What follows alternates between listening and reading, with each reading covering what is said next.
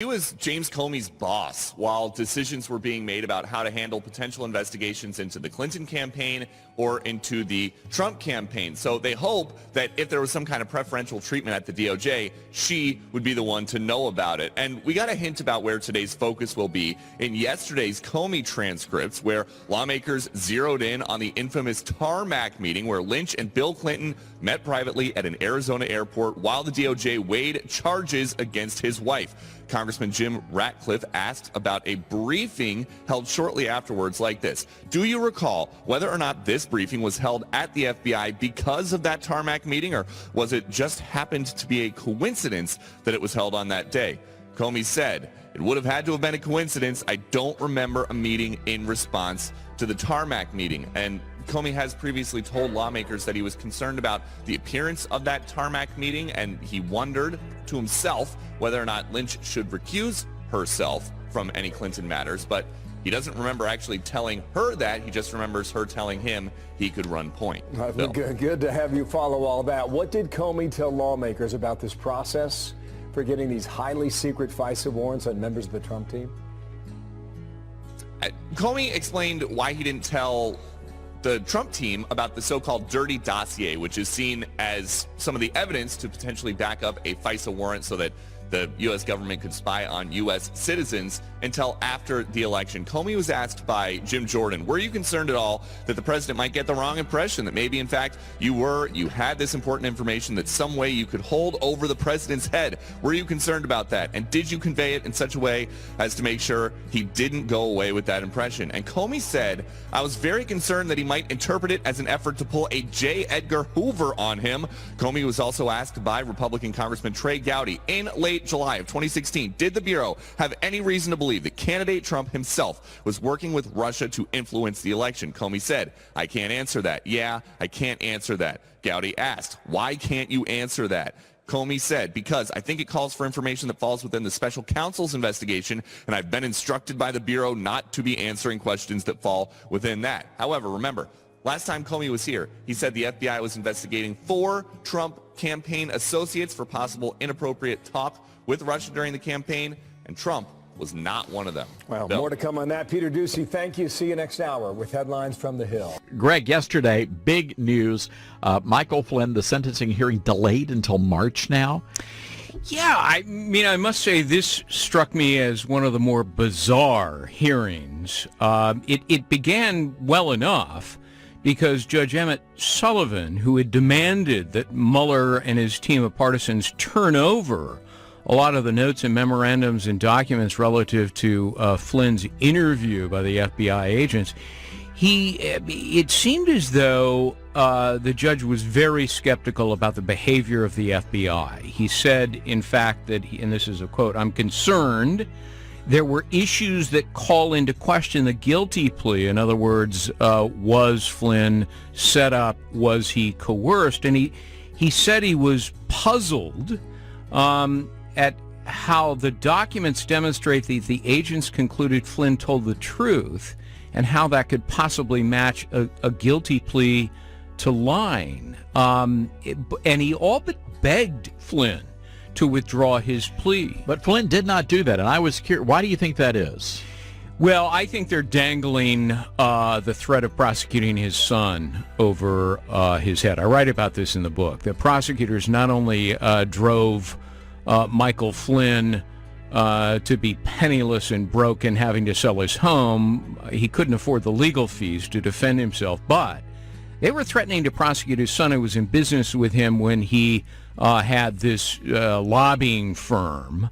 And I think that, Flynn said to himself, this just isn't worth it. I'm throwing in the towel. So he refused to withdraw his plea yesterday. And then it was as if that angered the judge. Suddenly the judge was this Jekyll Hyde transformation. Called him a traitor. Absolutely, which is outrageous from a federal judge to think that treason had any application. Our laws on treason are very specific under case law, constitutional law, as well as statutory law. We would have to be at war with Turkey for treason to apply. The judge, after taking a break, came back and retracted his statement and apologized He also was not only wrong on the law, the judge was wrong on the facts. He accused Flynn of working for Turkey at the same time he was working for the Trump White House. Prosecutors had to correct the judge in open court. And then he realized his mistake, that he didn't know the facts clearly. And he said, I feel terrible that I made that accusation. I wonder if he tried to make that comparison to try to shock Flynn into realizing the magnitude of what he was doing by standing with that guilty plea. I just don't know. It's just hard. odd. It was outrageous. It was bizarre. It was shocking. It was something I did not expect from this particular judge. It was almost as if he hadn't read the file. I know more about that case than the judge does, and that's a poor commentary on the judge. So where do we go from here? We've got a long time between now and March. What do you expect is going to happen between now and then? Well, the status hearing is in March, and then a sentencing thereafter. The judge may want to reconsider, the regrettable and mistaken statements he made in open court, and that may extend to the benefit of Flynn. So we'll wait and see. But when the prosecution team says we don't want any jail time for this, distinguished retired three-star general, it'd be very hard for the judge to depart from that. And yet, you've got folks out there in the mainstream media that are saying that this completely discounts any people out there defending President Trump and the administration. Nonsense. Is that so? Utter that's nonsense. Yeah, I mean, look, this was certainly delightful for liberals and progressives and Trump haters when they hear the judge mistakenly make those remarks yesterday, and words do matter. But, when you get right down to it, the Flynn case has nothing whatsoever to do with Trump, nothing whatsoever to do with Trump-Russia collusion, nothing. It was a perfectly legal conversation for Flynn to call up the ambassador, return a telephone call during the transition team. And what's striking is that James Comey and Andrew McCabe, who set up Flynn for this, had no legal basis to even talk to him, much less lie to him about the purpose of the interview. It was a setup, a trap. And I wanted to bring that up because, again, going back and reading through how it all went down, that is a frightening thing. And I've been telling people on this radio program, if the FBI ever knocks on your door and wants to talk to you, don't open the door, call your attorney. It's a sad state of affairs when Americans should be afraid of their own government, in particular the FBI, and certainly Robert Mueller and his team of partisans. They don't care about truth or justice. They care about destroying Trump, removing him from office, and undoing the election results decided by the American people. You've got a great column at foxnews.com. Love the headline.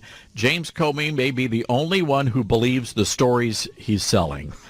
This guy.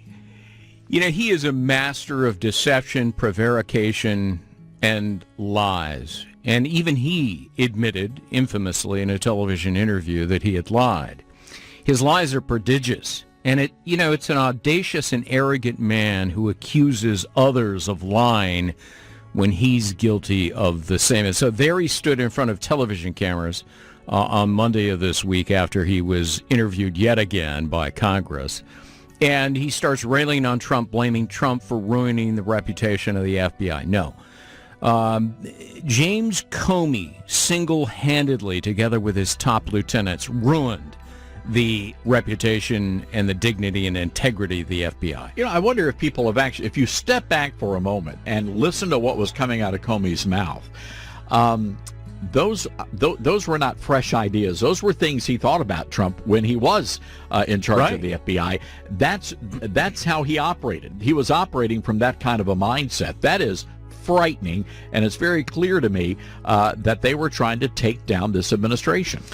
His investigation, which launched officially on July 31st, 2016, right after Trump had been nominated, was based on no probable cause, no credible evidence, no plausible intelligence to justify a counterintelligence probe. This was done to damage Trump and help Hillary Clinton get elected. And when it didn't work, Comey and McCabe and Peter Strzok and Lisa Page and the whole gang, including John Brennan and James Clapper, they all doubled down to try to evict Trump, to depose him from the presidency, because they felt they knew better than the American public, and they were determined to evict him from office. And, so they continued with the probe. Very interesting, Todd, that just a couple of months ago, Lisa Page, in closed-door deposition testimony, admitted that the FBI, in the entire time they had the case, never came up with a whiff of evidence of Trump-Russia collusion. Never. Never. Not one. Which means the very moment that Rod Rosenstein, at the behest of Comey, appointed Comey's good friend, Robert Mueller, to investigate the president through the special counsel regulations, they were violating those very regulations. Those